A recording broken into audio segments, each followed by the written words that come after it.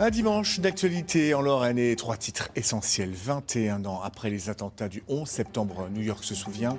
Sur Ground Zero, nous rejoindrons en duplex Laurent Friedlander. Ce Meusien est l'ambassadeur des pompiers new-yorkais en France. La pratique de la moto sportive encadrée comme remède au rodéo, une initiation avait lieu ce week-end. Sport Week-end justement est de retour ce dimanche. Bonsoir Johan Rodier. En quelques mots, donnez-nous le programme. Bonsoir à toutes et à tous. Au programme ce soir du handball avec les débuts réussis des Messines en Ligue des Champions. On vous présentera aussi le nouveau visage du SLUC Nancy Basket qui va redécouvrir la Pro A cette saison. Puis on parlera de rallye avec le pilote nancéen Quentin Giordano, plus que jamais leader du championnat de France. Bonsoir, mais d'abord un rapide retour sur ce tremblement de terre ressenti hier jusqu'à Remiremont dans les Vosges d'une magnitude de 4,8. L'épicentre se situait près de Mulhouse sur la commune de Kems. Vous allez entendre pour les habitants de Sierentz, juste à côté, il y a eu plus de peur que de mal. C'est surprenant, au début on ne comprend pas vraiment ce qui se passe, les fauteuils vibrent, tremblent, les murs aussi. Il y avait 6 enfants qui couraient partout dans la maison et d'un coup il y a eu un énorme bruit, ça a tremblé. J'ai dit à mon mari mais va voir ce qu'ils font parce que je ne sais pas ce qu'ils ont réussi à casser. Je sais pas, je me promenais puis c'est vrai que d'un coup ça a commencé à trembler, c'était super impressionnant. Moi j'ai cru qu'il y a des bâtiments qui s'effondraient et tout. Dans l'actualité, une patrouille de policiers a été victime de tirs à l'arme longue à Pont-à-Mousson. La nuit dernière, ils étaient dans un secteur où des gens du voyage sont sédentarisés. Les détails, vous pouvez les lire dans un article d'Hilal Amani, sur le net France3 grandest.fr. 11 septembre 2022, un triste anniversaire, celui des attentats de 2001 à New York, 21 ans déjà, et des célébrations hier à la cathédrale Saint-Patrick et aujourd'hui sur Ground Zero. Il est un peu plus de 10 heures là-bas, 16 heures à l'heure où nous enregistrons cette interview, je le précise, car nous partons rejoindre Laurent Friedlander. Bonsoir, merci de nous permettre ce duplex avec vous.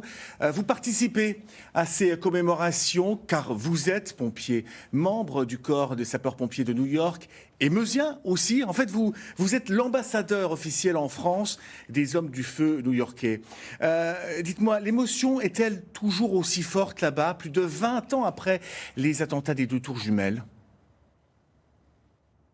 Et merci de me recevoir à l'antenne. Effectivement, l'émotion est toujours intacte, toujours présente.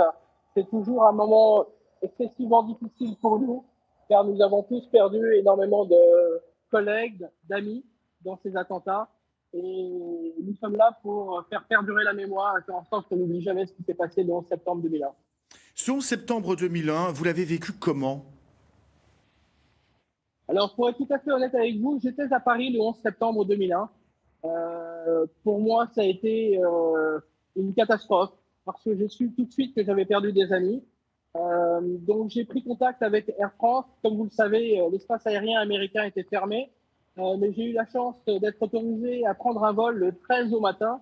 Donc, j'ai été très très vite sur le site et j'y ai passé à peu près une semaine entre cérémonie et recherche de personnes disparues. C'était très très éprouvant et je peux vous dire qu'on découvre des choses qui sont inimaginables.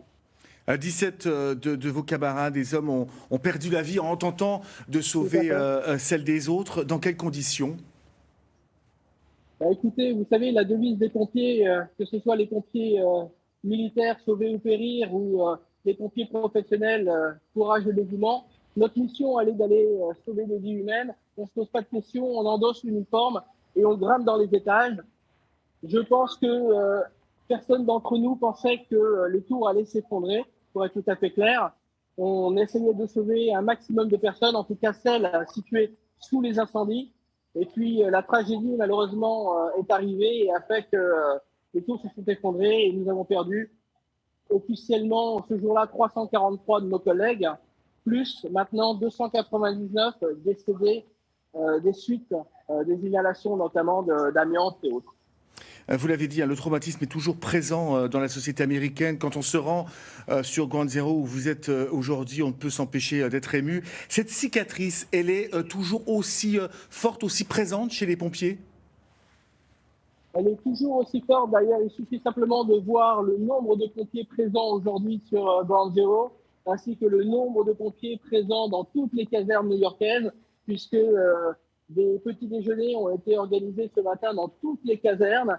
Et à l'issue des cérémonies sur Ground Zero, l'ensemble des familles vont rejoindre les différentes casernes où ils ont perdu amis et proches afin de pouvoir se ressourcer tous ensemble.